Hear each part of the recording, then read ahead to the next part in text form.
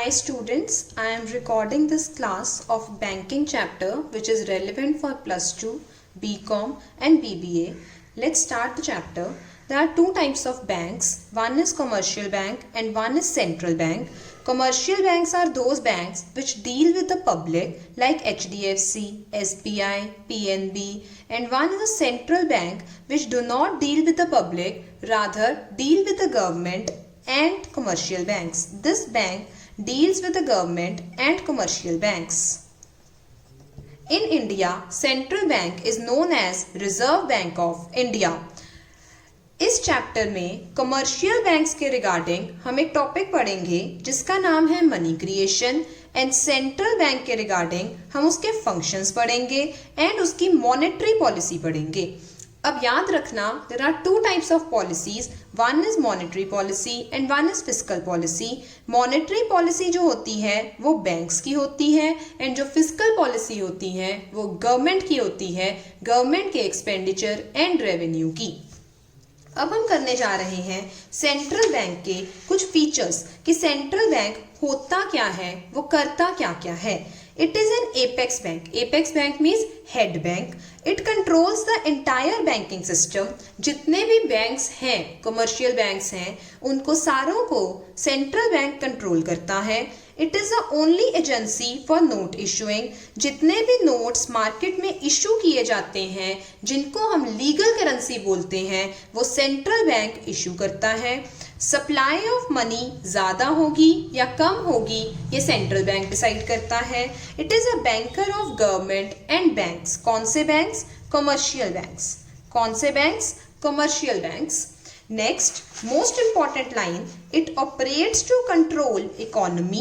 ये इकोनॉमी को कंट्रोल करता है, सप्लाई ऑफ मनी को कंट्रोल करता है and credit. Credit means inflation and deflation को कंट्रोल करता है. आइए अब हम जानते हैं what are the functions of central bank. Central bank के फंक्शंस क्या क्या हैं? It is a bank of issuing notes. सिर्फ और सिर्फ एक ही बैंक के पास पावर है जो मार्केट में नोट्स इशू कर सकती है. It has the monopoly right of issuing the notes. It means central bank has a monopoly right of issuing notes. इस फंक्शन को, सेंट्रल बैंक के इस फंक्शन को कहा जाता है currency authority function of central bank. MCQs के लिए ये एक बहुत ही इंपॉर्टेंट क्वेश्चन है.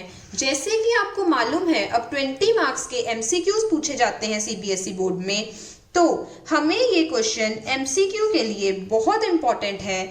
This is also called as currency authority function of central bank. जो नोट्स सेंट्रल बैंक इशू करेगा उसे हम लीगल टेंडर मानेंगे. लीगल टेंडर वर्ड शायद आपने डीमोनेटाइजेशन में प्राइम मिनिस्टर नरेंद्र मोदी के मुंह से सुना था, जब उन्होंने कहा था कि अब से 500 और 1000 के नोट लीगल टेंडर नहीं माने जाएंगे. लीगल टेंडर मीन्स ये लीगल करेंसी नहीं मानी जाएगी.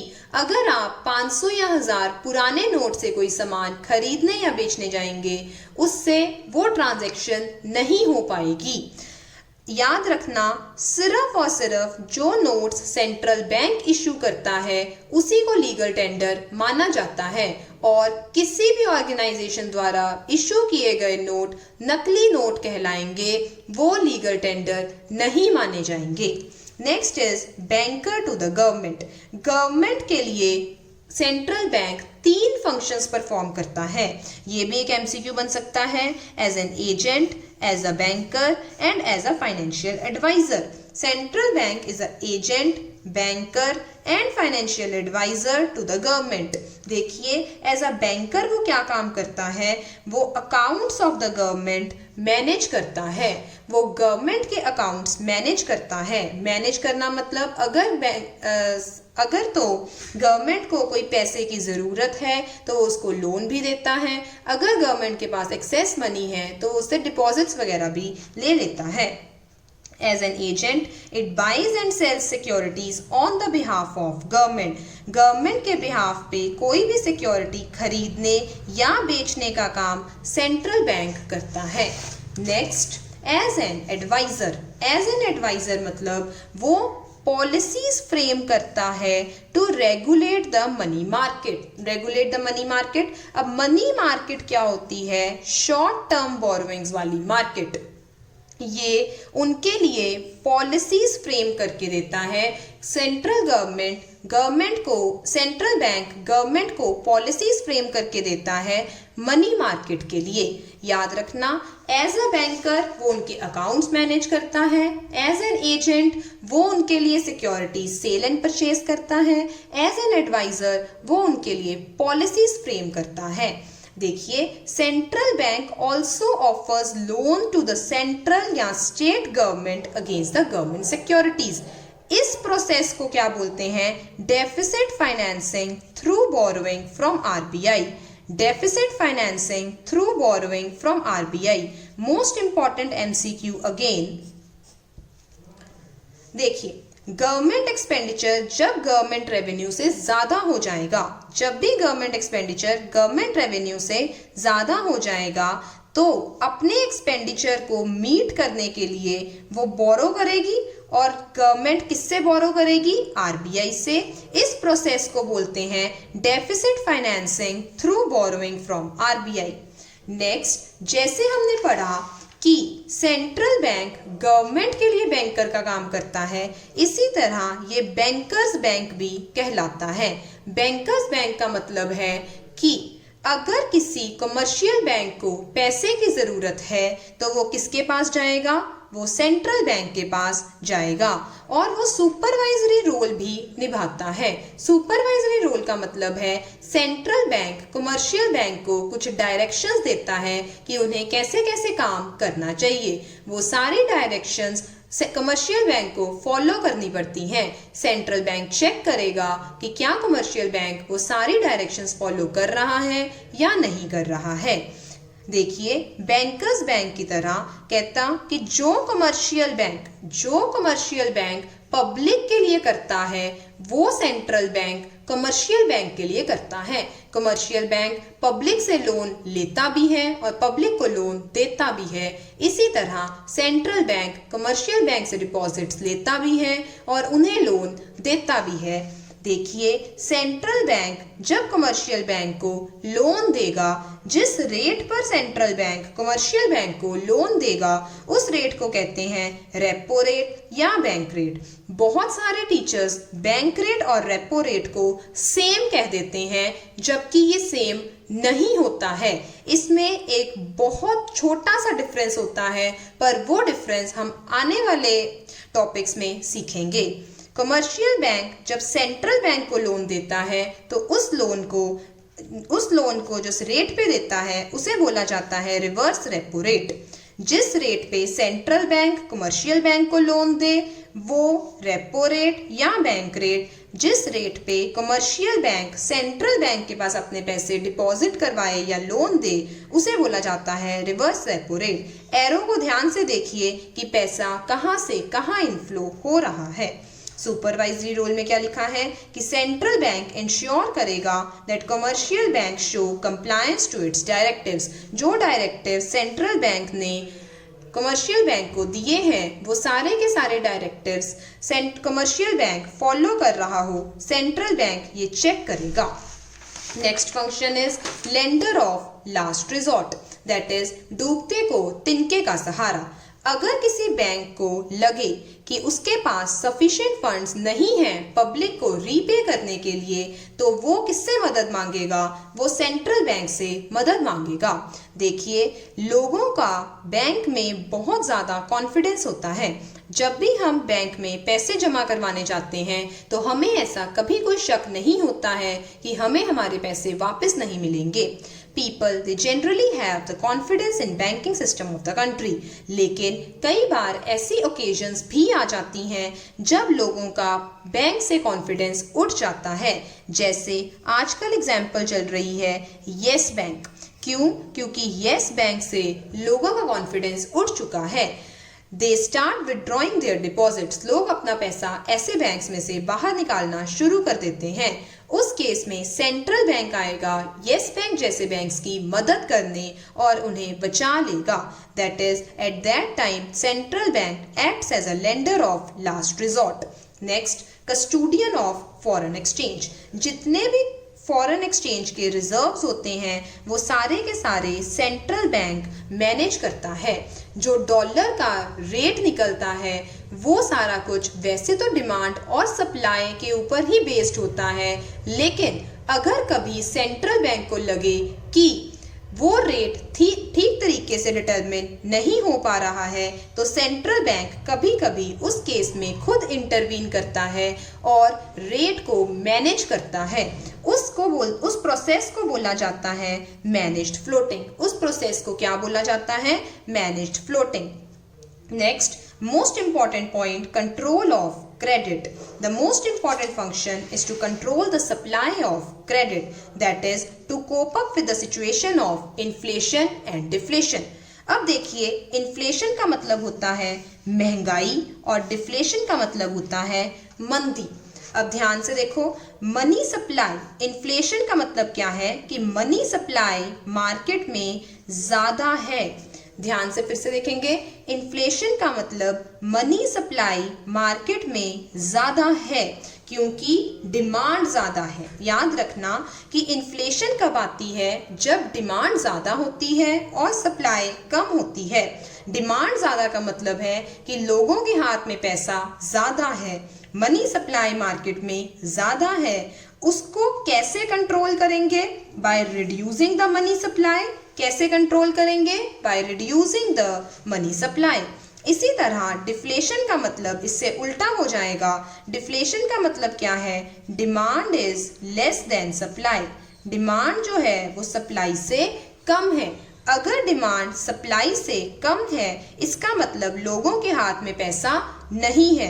Money supply in the market is less. अब उसको कंट्रोल कैसे करेंगे? By increasing the money supply. हम मनी सप्लाई को इंक्रीज करना चाहते हैं। देखिए, कुछ क्वांटिटेटिव इंस्ट्रूमेंट्स पढ़ने जा रहे हैं हम मॉनेटरी पॉलिसी के कि कैसे हम इस इन्फ्लेशन या डिफ्लेशन को डिक्रीज कर सकते हैं। इन्फ्लेशन या डिफ्लेशन, इंक्रीज या डिक्रीज सीखने से पहले मैं आपको ये समझाना चाहूंगी कि कुछ टर्म्स के मीनिंग क्या होते हैं। रेपो रेट जैसे कि मैं आपको ऑलरेडी बता चुकी हूँ कि जिस रेट पे सेंट्रल बैंक कमर्शियल बैंक को लोन देगा उस रेट को कहा जाता है रेपो रेट। बैंक रेट भी उसी रेट को कहा जाता है जिस रेट पे सेंट्रल बैंक कमर्शियल बैंक को लोन देगा। फिर बुक वालों ने ये पॉइंट्स अलग अलग क्यों बनाए? सरकार ने इन दोनों शब्दों का अलग प्रयोग क्यों किया? उन्होंने एक ही वर्ड क्यों नहीं यूज कर दिया? क्योंकि अगर सेंट्रल बैंक कमर्शियल बैंक को शॉर्ट टर्म लोन देता है तो वो रेट होता है रेपो रेट। अगर लॉन्ग टर्म लोन देता है तो वो रेट होता है बैंक रेट। ये चीज प्लीज ध्यान रखना कि रेपो रेट और बैंक रेट सेम नहीं होते हैं। Next, reverse repo rate. Reverse repo rate का मतलब अभी हमने पढ़ा, सेंट्रल बैंक कमर्शियल बैंक को जिस रेट पे लोन देगा वो रेपो रेट। अब कमर्शियल बैंक जिस रेट पे सेंट्रल बैंक के पास अपना पैसा डिपॉजिट करवाएगी वो रिवर्स रेपो रेट बन जाएगा। जिस रेट पे कमर्शियल बैंक सेंट्रल बैंक को अपना पैसा देगी वो रिवर्स रेपो रेट बन जाएगा। सेंट्रल बैंक अगर कमर्शियल बैंक को दे वो रेपो रेट या बैंक रेट, अगर कमर्शियल बैंक सेंट्रल बैंक को दे तो वो रिवर्स रेपो रेट। अब देखिए, कैश रिजर्व रेशियो क्या होती है। देखिए, एक होता है सेंट्रल बैंक, एक होता है कमर्शियल बैंक। कमर्शियल बैंक हमेशा सेंट्रल बैंक के पास कुछ पैसा डिपॉजिट करवाती है और वो पैसा कितना डिपॉजिट करवाना होता है? Certain percentage of total deposits. जितने टोटल डिपॉजिट्स कमर्शियल बैंक के पास हैं उसकी कुछ परसेंटेज, वो परसेंटेज हमेशा सेंट्रल बैंक डिसाइड करेगा। जैसे कि आजकल जो रेट चल रहा है CRR का, दैट इज 4%। जितना कमर्शियल बैंक टोटल डिपॉजिट्स इकट्ठे करती है उसकी कुछ परसेंटेज, जैसे कि आजकल 4% चल रही है और ये रेट चेंज होता रहता है, 4% ऑफ द टोटल डिपॉजिट्स जो कमर्शियल बैंक के पास आए हैं उसका उतना पैसा उसे सेंट्रल बैंक के पास डिपॉजिट करवाना होता है। This is cash reserve ratio. इसकी डेफिनेशन पेपर में पूछी जा सकती है कि what do you mean by cash reserve ratio. तो आप लिखेंगे the amount that the commercial bank needs to deposit to the central bank is known as cash reserve ratio. It is a percentage of total deposits collected by commercial bank. Next, statutory liquidity ratio. Statutory liquidity ratio क्या होती है? अभी हम लोगों ने पढ़ा कि अगर सेंट्रल बैंक के पास जो कमर्शियल बैंक पैसा डिपॉजिट करवाती है as a percentage of total deposits, उसे कैश रिजर्व रेशियो कहा जाता है। अब स्टैट्यूटरी लिक्विडिटी रेशियो क्या होती है, इसको SLR भी बोलते हैं हम। अगर कमर्शियल बैंक अपने परसेंटेज ऑफ टोटल डिपॉजिट्स का कुछ फॉर्म लिक्विड फॉर्म में अपने पास मेंटेन करेगी, कमर्शियल बैंक लिक्विड फॉर्म में परसेंटेज ऑफ टोटल डिपॉजिट्स जैसे 36%, 37%, 23%, कुछ भी परसेंटेज हो सकती है, ये 20 से लेके 35 के बीच में अराउंड रहती है, कुछ परसेंटेज ऑफ टोटल डिपॉजिट्स जो कमर्शियल बैंक को लिक्विड फॉर्म में, मेन वर्ड क्या है, लिक्विड फॉर्म में अपने पास रखने होते हैं। ये सेंट्रल बैंक के पास डिपॉजिट नहीं करवाने होते हैं, ये कमर्शियल बैंक को लिक्विड फॉर्म में अपने पास रखने होते हैं। देखिए मैंने क्या लिखा है, percentage of total deposit to be maintained in liquid form with the commercial bank. Next, open market securities. Open market securities क्या होता है? Sale and purchase of securities in the open market by RBI। Sale and purchase of securities in the open market by RBI। अब हम लोग सीखेंगे जो हमने ये टूल्स पढ़े, ये टूल्स हमें कैसे हेल्प करेंगे इन्फ्लेशन या डिफ्लेशन को कंट्रोल करने में। देखिए मैं फिर से रिपीट कर रही हूं, एक होती है इन्फ्लेशन, एक होती है डिफ्लेशन। इन्फ्लेशन का मतलब महंगाई, महंगाई मतलब डिमांड जो है वो सप्लाई से ज़्यादा है, लोगों की डिमांड ज़्यादा है, चीज़ों की सप्लाई कम है। मनी सप्लाई, इसका मतलब मार्केट में ज़्यादा है क्योंकि लोग खर्चा ज़्यादा कर रहे हैं, वो डिमांड ज़्यादा कर रहे हैं, मतलब वो खर्चा ज़्यादा कर रहे हैं। अब हमें इस इन्फ्लेशन को रोकना है। इस इन्फ्लेशन को कैसे रोकेंगे? हम मनी सप्लाई रिड्यूस करेंगे, मनी सप्लाई कम करके हम इस इन्फ्लेशन को रोक सकते हैं। अब ये मनी सप्लाई अगर कम हो जाएगी तो डिमांड कम हो जाएगी चीज़ों की। अगर पब्लिक के हाथ में पैसा कम होगा तो वो ऑब्वियसली डिमांड कम करेंगे। जब डिमांड कम हो जाएगी तो डिमांड और सप्लाई बराबर हो जाएंगे, demand will become equal to supply. इसी तरह डिफ्लेशन जब होती है तो डिमांड कम होती है और सप्लाई ज़्यादा होती है। Supply is greater than demand, that is money supply market में कम है क्योंकि लोग डिमांड नहीं कर रहे हैं, उनके हाथ में पैसा नहीं है। How to reduce the deflation, इस डिफ्लेशन को कैसे कम किया जा सकता है? जो कम है उसे बढ़ा दिया जाए by increasing the money supply. जब मनी सप्लाई इंक्रीज हो जाएगी, लोगों के हाथ में पैसा ज़्यादा हो जाएगा तो वो डिमांड ज़्यादा करेंगे। अगर वो डिमांड ज़्यादा करेंगे तो जो सप्लाई का ज़्यादा थी और डिमांड कम थी, वो डिमांड बढ़ जाएगी और demand will become equal to supply. आइए अब हम लोग डिटेल में सीखेंगे कि ये क्वांटिटेटिव इंस्ट्रूमेंट्स के साथ हम इन्फ्लेशन या डिफ्लेशन कैसे कंट्रोल कर सकते हैं। बैंक रेट, हमने बैंक रेट क्या समझा था? जिस रेट पे सेंट्रल बैंक कमर्शियल बैंक को लोन देती है उस रेट को बैंक रेट कहा जाता है। जिस रेट पे सेंट्रल बैंक कमर्शियल बैंक को लोन देता है उस रेट को बैंक रेट कहा जाता है। अब देखिए मार्केट में इन्फ्लेशन ज़्यादा है, मैं एज्यूम कर रही हूँ कि मार्केट में इन्फ्लेशन ज़्यादा है।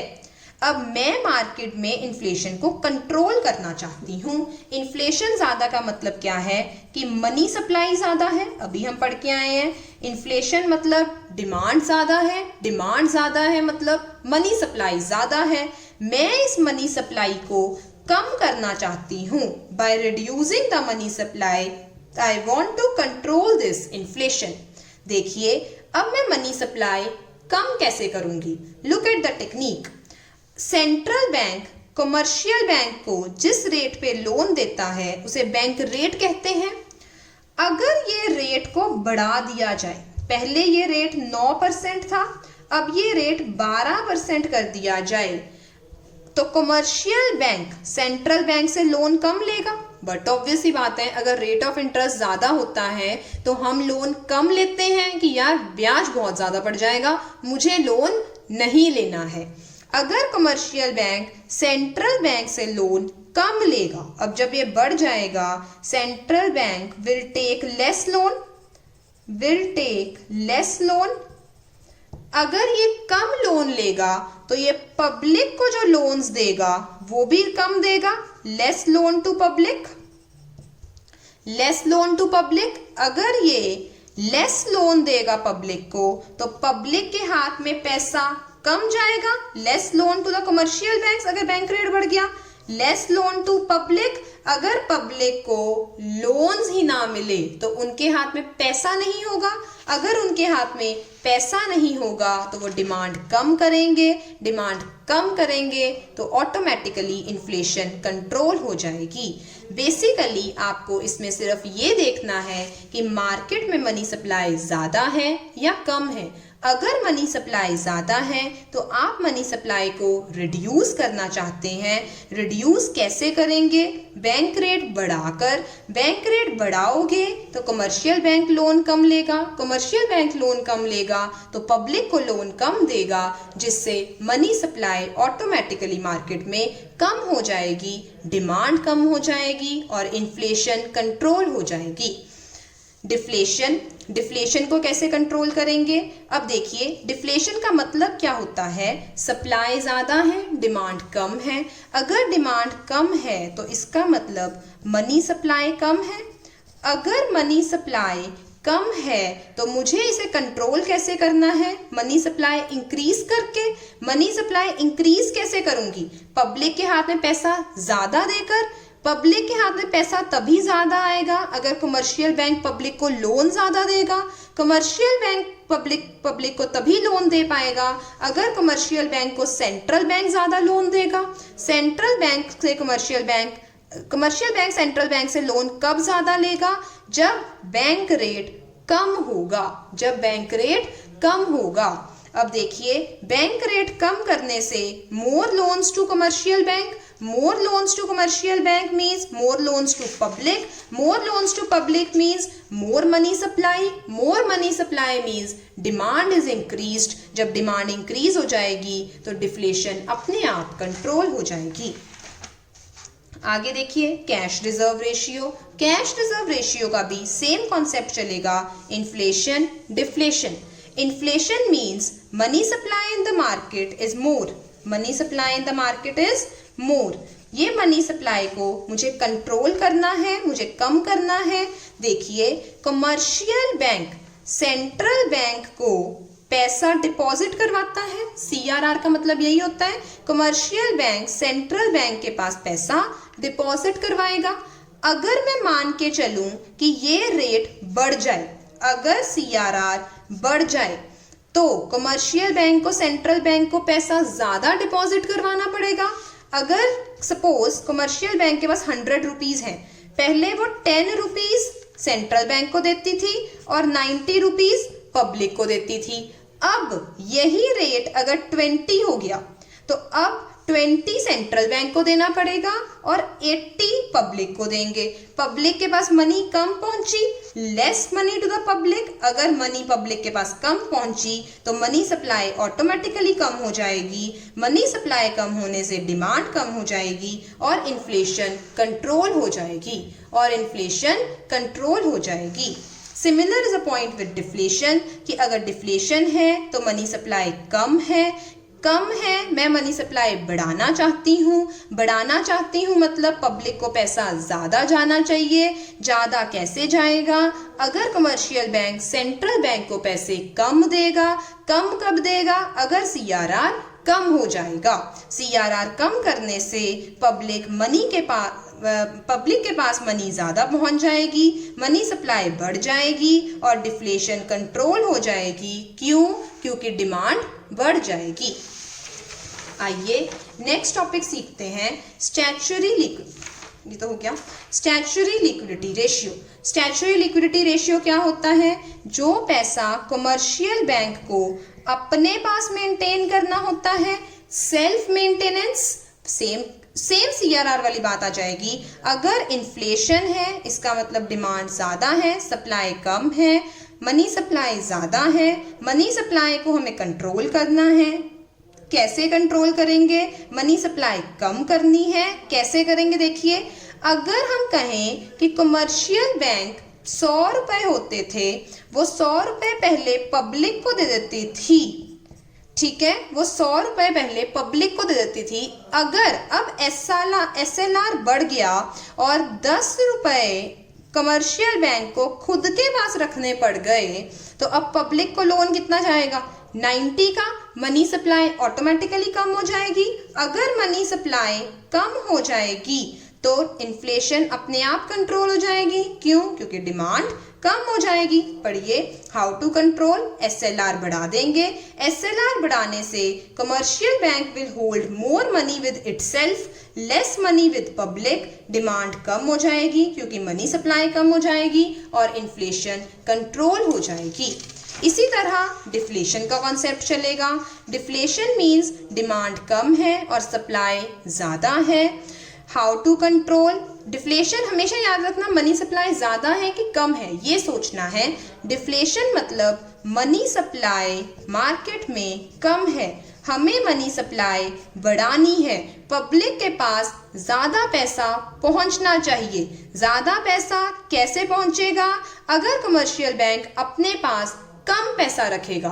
कम पैसा मतलब कम SLR कम कर दिया, commercial bank will hold less money, more money with the public. Money supply increase हो जाएगी, डिमांड इंक्रीज हो जाएगी और डिफ्लेशन कंट्रोल हो जाएगी। Last topic, open market operations. Open market operations हमने पढ़ा था, sale and purchase of securities by RBI। अब देखना, मार्केट में इन्फ्लेशन बहुत है। मार्केट में इन्फ्लेशन बहुत है। इन्फ्लेशन का मतलब मनी सप्लाई ज़्यादा है, लोगों के हाथ में पैसा ज़्यादा है। मैं वो पैसा वापस लेना चाहती हूँ। अगर मैं वो पैसा वापस लेना चाहती हूँ तो कैसे ले सकती हूँ? मैं अपनी सिक्योरिटीज सेल कर दूंगी। जब मैं सेल करूंगी सिक्योरिटीज तो सिक्योरिटीज पब्लिक के पास पहुंच जाएंगी। मैं अपने आप को RBI कंसिडर कर रही हूं कि अगर मैं सिक्योरिटीज सेल करूंगी तो मेरी सिक्योरिटीज पब्लिक के पास पहुंच जाएंगी और पब्लिक का पैसा मेरे पास आ जाएगा। तो जब पब्लिक का पैसा मेरे पास आ जाएगा तो मनी सप्लाई ऑटोमेटिकली कम हो जाएगी। अगर मनी सप्लाई कम हो जाएगी, डिमांड कम हो जाएगी और इन्फ्लेशन रिड्यूस हो जाएगी। ऑपोजिट डिफ्लेशन के साथ होगा। अगर मार्केट में मनी सप्लाई कम है, डिफ्लेशन मतलब मनी सप्लाई कम है, लोगों के हाथ में पैसा कम है, मैं लोगों के हाथ में पैसा देना चाहती हूँ।